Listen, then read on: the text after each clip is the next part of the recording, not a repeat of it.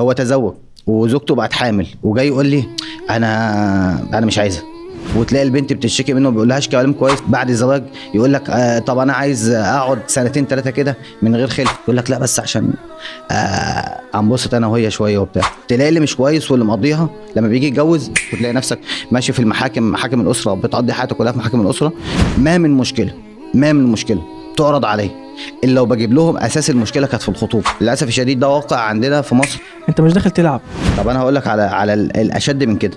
تقول له والله انا مراتي غضبانه وسايبه البيبي بقى لها 6 شهور. هو مش بيتزوج لا لشيء الا لانه يخرج من ازمته. تلاقي نفسك عيل قدامك، تلاقي الراجل بيقل في نظرها. هو بيقل في نظرها ليه؟ والزواج سنه الحياه وكذا وكذا والكلام ده كله، ده معناه ان هو داخل غلط، ولذلك الحياه بتفشل. يعني انت عايز واحده ست تحل لك مشكلتك، وما انت في راجل انت حاطط ايدك في ايده. اكم من هذه القصص. ما هو ده وده المنتشر حاليا. لذلك اللي يقول لك انا عايز اتجوز وما تدبس حياتك مع زوجتك اللي تبقى ام اولادك، انت مش متجوز نسبه وخلاص. ودي مشكله بيقع فيها كتير من الشباب للاسف الشديد. معظم الشباب في مصر والبنات عامه بيتزوجوا لاجل ان الزواج سنه الحياه.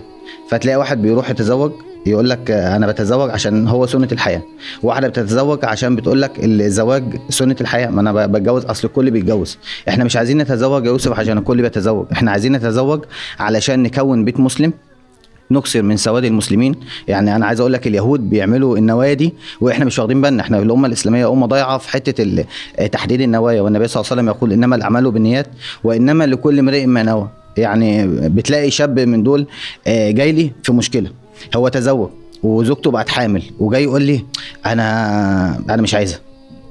اقعد اتكلم معاه، طب انت مش عايزها ليه؟ يقول والله اصل اهلي لقوني وصلت 30 سنه فقالوا لي لازم تتجوز. انت متخيل الاجرام اللي احنا وصلنا له؟ هو راح يتجوز عشان اهله قالوا له، فيظلم البنت المسكينه دي. وتلاقي نفسك قاعد تحلله في كلاكيع في حياته، وتلاقي البنت بتشتكي منه ما بيقولهاش كلام كويس. هو اصلا ما كانش مؤهل للزواج، دخل الزواج كده وخلاص. وتلاقي واحد تاني بعد الزواج يقول لك طب انا عايز اقعد سنتين 3 كده من غير خلفه. يا ابني انت ما كانش عندك نيه تكسير سواد المسلمين؟ يقول لك لا بس عشان انبسط انا وهي شويه وبتاع. وبعدين تبدا المشاكل بسبب الفراغ اللي هم، لان مفيش طفل بيشيل عنه، فالدنيا الدنيا بتبدا تبوظ. وللاسف الشديد كتير من الشباب واقعهم هذا الواقع، انه بيتزوج من غير نيه. فاول حاجه عشان انت تيجي تتزوج شاب مسلم تتزوج، اولا تراجع علاقتك برب العالمين سبحانه وتعالى، لان رب العالمين سبحانه وتعالى سيرزق الطيبه بطيب مثله وسيرزق الخبيث بخبيث مثله. انت شفت كده مقياس عندك في حياتك مع اصحابك؟ تلاقي اللي مش كويس واللي مقضيها لما بيجي يتجوز تلاقيه يقول لك ده انا لاقيها راح يدور على واحده منتقده، صحيح، ويدور على واحده مش عارف في معهد ايه للعلوم الشرعيه، ويقول لك اصل انا اتخدعت. هو انت كنت فاكر رب العالمين سبحانه وتعالى سيبتلي الصالحه بك؟ الابتلاء في الزواج ابتلاء شديد جدا، خلي بالك. لان لما بلاقي واحد يقول لي انا ابتليت في زواجي وانا كنت ماشي كويس، يعني انت واصل علاقتك قوي بربنا ان ربنا يبتليك الابتلاء الشديد ده. لان غالبا الزواج ده الابتلاء فيه ابتلاء دنيا واخره. انت ممكن تفقد ذريتك، ما تشوفش ذريتك، وتلاقي نفسك ماشي في محاكم الاسره، بتقضي حياتك كلها في محاكم الاسره، بتشوف عيالك في النوادي وبتشوفهم في رؤيه، ما بتشوفش عيالك خالص. ابتلاء شديد جدا. فرب العالمين سبحانه وتعالى هيبتليك. انت بتزكي نفسك اصلا عشان تقول لي انا ربنا اصلا انا كنت ماشي كويس وربنا ابتلاني بواحد؟ لا، انت راجع علاقتك بربنا سبحانه وتعالى قبل الزواج. لذلك تلاقي كتير من الشباب دلوقتي لما بيتزوج هو تزوج من غير نيه، وتزوج من غير اي فكره عن الزواج. تلاقيه اتخدع. وبعدين ما من مشكله تعرض عليه الا لو بجيب لهم اساس المشكله كانت في الخطوبه. يا اما بقى من اب كان مضيع مفرط، يا اما من الام هي اللي ماسكه البيت، يا اما البنت كانت متدثره وبتدعي التدين وبتدعي كذا وكذا وهو يتغش فيها. للاسف الشديد ده واقع عندنا في مصر، ان الشاب مش مؤهل لانه يتزوج. انت بتتزوج ليه؟ اول حاجه عشان اعف نفسي، تاني حاجة علشان تكسير سواد المسلمين، تالت حاجة عشان أشعر بالسكينة، رابع حاجة عشان أعف مسلمة. إيه المشكلة ما نحط النوايا دي كلها في دماغنا. خامس حاجة إن أنا أجيب عيال وأربيهم على سنة النبي صلى الله عليه وسلم وأكاسر بهم الأمة، والنبي صلى الله عليه وسلم يباهي بها الأمم يوم القيامة بهذه الذرية. ما المشكلة أن نعدد هذه النوايا؟ حضرتك قلت حاجة في الأول جميلة قوي. نعم. طبعا الله سبحانه وتعالى يجعلنا من الصالحين. يعني حضرتك قلت أنت إيه حسابك منهم؟ انت مش داخل تلعب. نعم، هي دي النقطة. يعني نعم. في كتير اللي هو زي ما قلت لحضرتك كده، انا عاوز اتجوز فانا داخل. نعم. فتلاقيه بيخش زي ما انا ليا اصدقاء انا عاوز اتجوز، ولسه شاب صغير تقريبا عنده 22 او حاجه زي كده. احد اصدقائي نصحه قال له بلاش انت يا فلان تتجوز في الوقت ده. قال له لا، قال له بلاش انت لسه بس محتاج تتهيأ اكتر، وعقلا ونفسيا وشرعيا كده محتاج تفهم شويه اكتر. اتجوز والله يا سيدي سنه واحده طلق. طب انا هقول لك على الاشد من كده، انك تلاقي واحد في مشكله بينه وبين زوجته، فجاي لي هو مش بيحل المشكله، هو بيقول لي يا عم الشيخ انا عايز اعدد.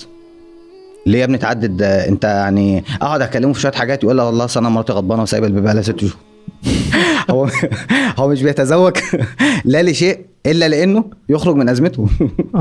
هو بيتزوج واحد عشان يخرج من ازمته، وبعد كده تلاقيه محتار، طب انا هرجعه طب ما حدد خيارات. انت ليك كل الخيارات في الشرع، ليك تطلق الاولى، ليك تتزوج تاني او ما تتزوجهاش براحتك، بس ما تتزوجش بنت الناس وبعدين تلاقي نفسك عايل قدامها، تلاقيها هي مش عارفه، انت مش حاطط خطه لحياتك. امال انت اصلا هتحط خطه لنفسك؟ اذا الرجال قوامون على النساء، القوامه دي سياده، الرجل سيد اهله والمرأة سيدة بيتها. فالقوامة دي لما كانت سيادة وتكليف للرجل ان هو يسوس هذا البيت ويسوس هذه المنظومة، يبقى لازم الراجل هو اللي يشعر المرأة بان له السيادة والقوامة. لذلك بعض النساء تلاقي الراجل بيقل في نظرها. هو بيقل في نظرها ليه؟ تلاقيه محتار، كل ما يقع في أزمة هو محتار يعمل ايه، يروح يسألها ويروح يسأل الناس، وتلاقيه مرتبك كده حتى ما تظهرش ارتباكك قدامها، فما بالك بأمر الزواج وانت داخل تتزوج تلاقيه هو مرتبك ومش عارف يعدل ليه، مش عارف يجيب التالتة ليه. يقول لك انا بجيب التالتة عشان تبرد نار الاولى. هو ده انت جايب التالتة عشان كده؟ يعني انت جايب التالتة تبرد نار الاولى وتكيد التانية، وجايب الرابعة بعد كده عشان تعمل الحرب الاهلية. ما انت يعني النوايا نفسها مش مظبوط، والزواج سنة الحياة وكذا وكذا والكلام ده كله. ده معناه ان هو داخل غلط، ولذلك الحياة بتفشل، وما بيعيش من غير عياله وبيعيش من غير مراته، وبتغضب كل شوية لان هو مش عارف يدخل بيت مظبوط، بيت قائم على الحكم بما انزل الله. تلاقي اول مشكله بينهم راح تلاقي اخ من الاخوه بيتصل بحماته بيشتكي لها من مراته. بتصل بحماتك يعني انت عايز واحده ست تحل لك مشكلتك؟ وما انت في راجل انت حاطط ايدك في ايده يقول لك اصل انا لقيته مش راجل. طب انت كنت فين لما هو ما كانت الاوامر جايه من ورا الستاره، وكل شويه يفتح الموبايل قدامك ويبص على رساله الواتس اللي جايه له من ورا عشان ما انت كنت فين؟ أكم من هذه القصص. ما هو ده وده المنتشر حاليا لذلك ما كان في أولاد خلاص. يا أخي ما من مشكلة إلا وبجيبها لصاحبها من يوم الخطوبة، من قبل الخطوبة. لذلك اللي يقول لك أنا عايز أتجوز وما تدبس، الزواج بدايته ضوابط في الخطوبة، وبدايته اتقاء رب العالمين سبحانه وتعالى، وبدايته علاقة قوية بينك وبين ربنا سبحانه وتعالى، وبدايته استخارة في كل شيء من أمور الأشياء، لأن ده ميثاق غليظ، دي حياتك مع زوجتك اللي تبقى اولادك. انت مش متجوز نزوه وخلاص، ودي مشكله بيقع فيها كتير من الشباب للاسف الشديد. طيب انا دلوقتي حضرتك قلت شويه حاجات كده، بس انا عاوز اخليها عمليه. نعم. انا بعد ايه الخطوات اللي اخدها بعدها؟ اقول اقيم نفسي انا جاهز نفسيا عقليا شرعيا.